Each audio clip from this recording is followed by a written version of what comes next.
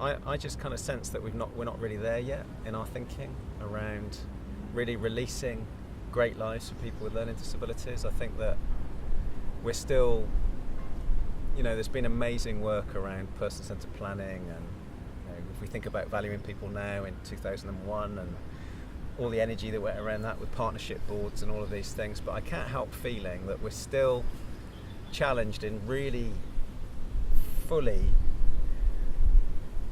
energetically acknowledging every single person as a citizen and really saying, so what does a great life look like for you? And what is my role in that great life?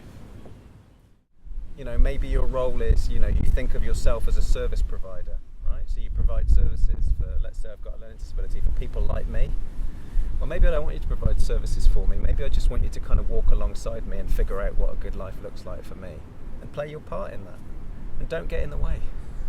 Because maybe at the moment you'll get in the way. You've got loads of procedures, you've got loads of risk assessments, you've got loads of stuff you've got to do. So maybe you're thinking more about what I can't do rather than what I can do.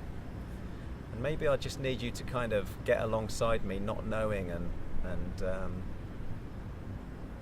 maybe, the kind of idea of really trying to figure out what matters to me is helpful, and, maybe really putting me at the centre is really helpful, but don't try and pin it all down, because I'm a kind of human being.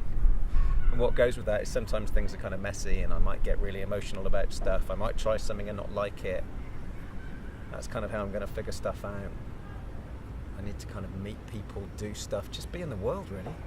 And I think, as I sit here in this park, in this moment, I feel that if you label someone with a learning disability and you end up using services, there's this sense of some kind of subtle shield around you, which means that it's really tough for you to be fully in your life and really seen, known, your presence felt, just like, here I am, I'm in the world, this is me. I really think we need to stop thinking about providing services to people and really begin to think about creating communities and what does that look like. And there's some really beautiful examples of that. There's some people who do provide services in that very community connecting, humane, adventurous kind of way, where there's all sorts of amazing things that folks with learning disabilities are up to. But I think it's really about